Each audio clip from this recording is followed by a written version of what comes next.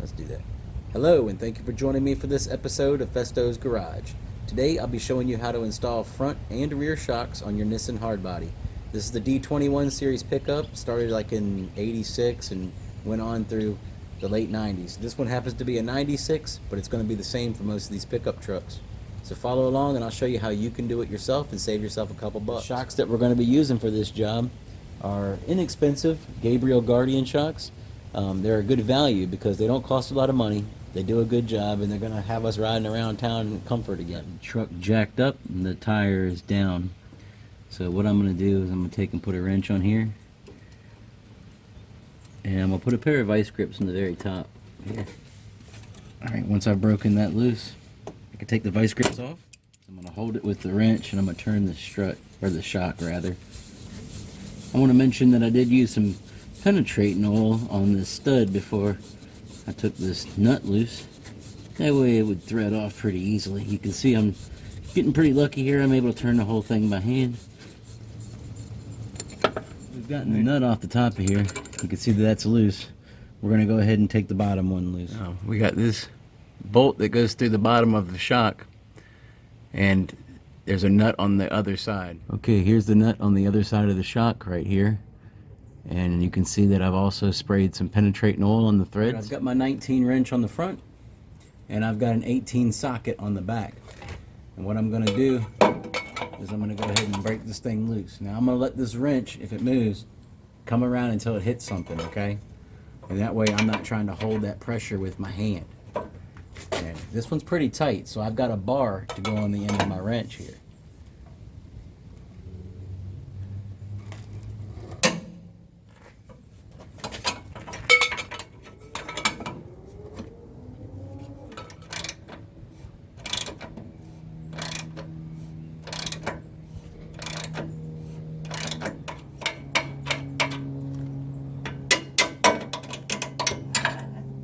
Go ahead and slide the old shock out. Now, to do that, I compress it some like this, and I pull it out right through the back here. See how it comes out from under this brake line? That's going to be the same way you're going to put the new shock back. Got our new shock. This is a Gabriel shock. You can see it says top. We know which side's the top because it's got that threaded rod. So to install this, we just simply slide this cover over top of here, slide one of our washers down like this, and one of the pieces of rubber that came with it down like that. Now we can go ahead and put it back in the truck. So what we're going to do is we'll slide right up under the brake hose. It's going to be a little bit harder for you to do this, you know, when you're under the truck and it's on the ground if you don't have a lift, but it's doable. And so then we want to compress the shock.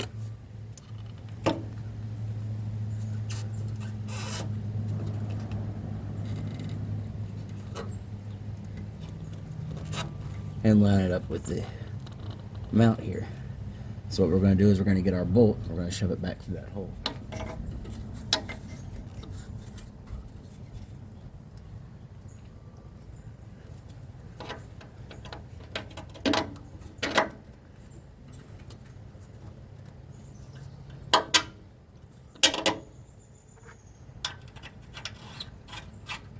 Thread the nut back on.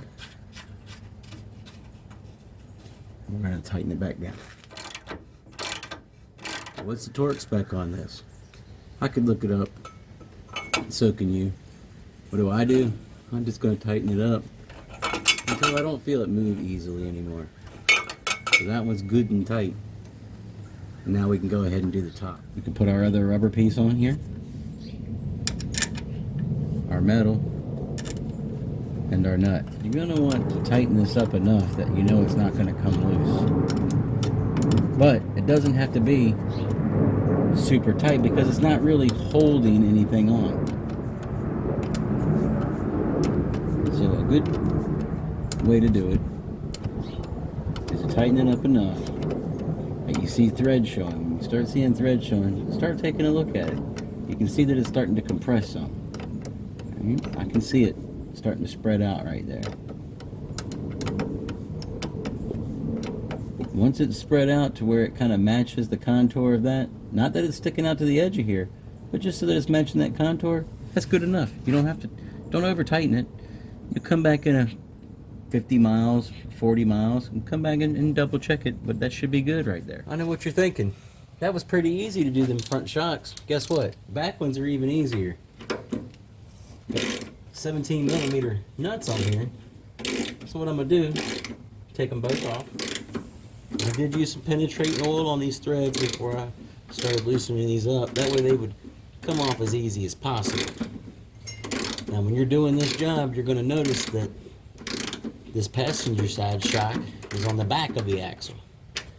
And on the driver's side, the shock is on the front of the axle. This might be the time where you need to leave the truck on your jack stand and move your jack over to your back axle. And all I'm trying to do is just take a little pressure off this shock, so it'll come off a little easier when I'm out. And it's kind of feeling hung up. There we go. All I had to do was just take a little pressure off. I bought the same inexpensive brand shock for the back as I did for the front. Now what I'm going to do is I'm going to lean down, I'm going to push down on the top of this and collapse it all the way, and I'm going to take this wire off of it. When I do that, I'm going to try to hold it together with my hand at the bottom here so that the bottom comes out slow as possible, and I'm going to try to stick it right back where it goes.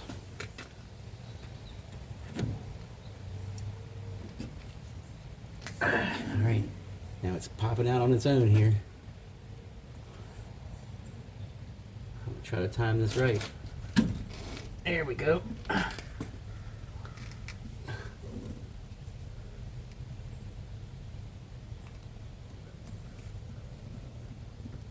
Yeah. And that's all there is to it. Let's put our nuts back on.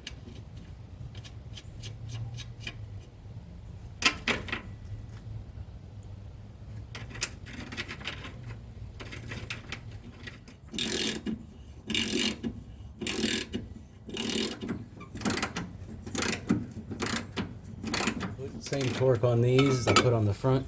I mean, I took them off. I knew how much pressure was on them. Just going somewhere near that. Well, there you have it. Not too hard, huh? Definitely something you can do yourself and save some money. Maybe even save some time. It could take longer to get the appointment set up, go to get the job done, and then get back home than you could do it yourself in the driveway. If you've enjoyed this video or found it educational, please click the like button. It'll help the channel. And if you haven't already, consider subscribing. Well, until next time, Greg Festo out.